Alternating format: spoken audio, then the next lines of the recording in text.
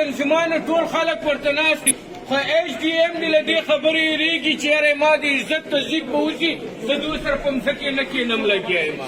نو زه دا ټولو ملګرو ته وایم چې دا یوه خبره شوې ده،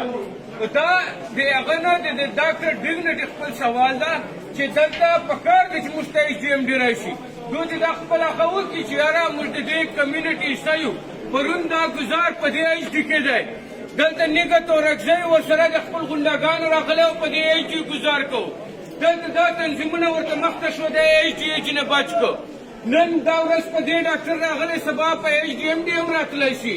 نو وخت ضرورت ته چې دا ټول په متفق شي. د خیبر پښتونخوا په هر هسپتال کې په ډاکټرانو تشدد روان ده، په هر څه کې د ډاکټر تضییق روان ده. دا د وخت ضرورت ده او نن ډېره ښکلې فیصله شوې ده چې دلته انصاف ډاکټر فورم لیډران هم موجود دي، دلته د پي ډي اے لیډران هم موجود دي او دلته د واي ډي اے لیډران هم موجود دي. او دا د وخت فیصله ده. موږ خپل عزت بچول غواړو، که موږ غواړو چې د خپل عزت بچ کړو، دا نوره خبره خو پاته دي، د تنخواګانو انکریز کولو خبره خو پاته دي، د خپل جاب سکیورټي خبره خو سره پاته سوې دي د بې اتفاقي وجې نه، خو د عزت خبره مو سره راغلې ده، د خپل د وهلو عزت د خبرې مو سره راغلې دي. خو نن هم که موږ په اتفاق نه سو، نن هم که موږ د یو بل مخالفت وکړو، نو دا سلوک به راسره کېږي چې نن کوم دلته دا سلوک روان ده چې سهار نه ناست یو ایچ ډي غوندې سړی موږ ته نه در روان. نو زه دا ټول کمیونټي ته پیغام ورکوم چې که دلته خلک نشي رایدی، موږ ناکامي نه ده.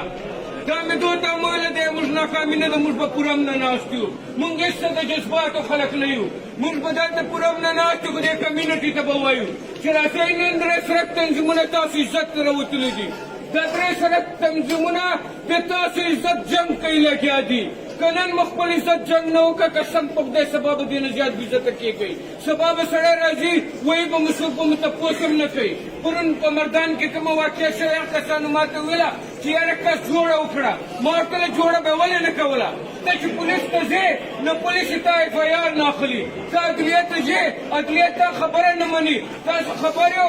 چې کله ډي خان کې تشدد وشو،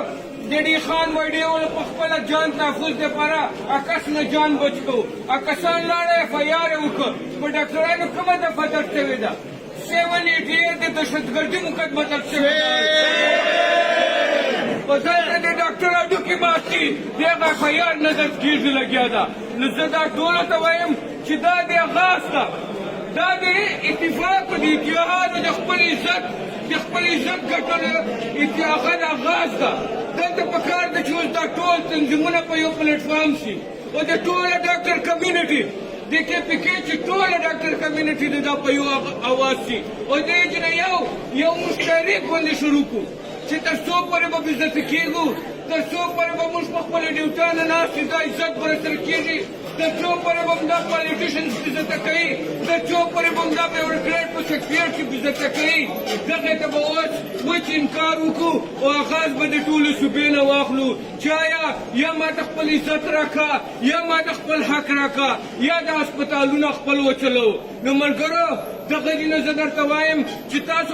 د خپل ټولې کمیونټي ته دا پیغام ورکوئ چې خدای دې پر نور په اتفاق شئ، خدای دې پره د سوشل میډیا پروپیګنډې پرېږدئ. دومره نقصان موږ ته بل هېچا نه ده راکړی چې خپلو اختلافاتو راکړی ده. دومره اختلاف دومره خپله بېعزتي د کمیونټي چا نه ده کړې چې موږ په خپل سوشل میډیا باندې د خپلو کسانو کړې ده. او تر څو پورې به یې کوو؟ د هغې بېعزتي دا انجام ده چې نن دا کوم ځای چې ناست یو، دا تاسو مکان ده چې هغه ته راوځي انډکشن غواړي په احتجاج ناست یې، چې کله د هغه غواړي خپله تنخوا انکریز غواړي، هر چا ته انکریز کېږي ته په احتجاج ناست یې، چې کله ووایه شي بېعزته شي په احتجاج ناست یې. خدای دې پره نور یو څو سره تر څو پورې به داسې بېعزته یو سره یا خو فیصله وکړئ چې دغسې بېعزته ښیو په سوشل میډیا کنځلې کوو دا ښیو، یا دا فیصله وکړئ چې نن به سره یو کېږو، یا دا ایک چې دا قسم په خدای دې نه راځي زه دفتر ته نه ورځي دا او پي ډي نه بند کوم. کمیونټي ته وایم الله اکبر، الله اکبر، زنده ہے ډاکټر،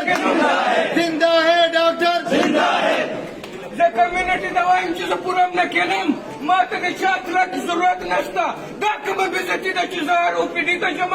زه هر واټ ته ځم چې ته ما سره روږده راشه خپل عزت پېژنې که نه پېژندې خپل غیرت پېژنې که نه پېژندې زه دلته پوره نه ناست یم کمیونټي ته به خواست کوم چې ته راشه زه چا دپاره بند کولو ته نه ځم دا کومه بېزتي ده چې زه به تاله ویم تاسو کې عزت شته که نشته چې دلته راشي خپل عزت وپېژنئ نو موږ به ټول کمیونټي ته پاس کړو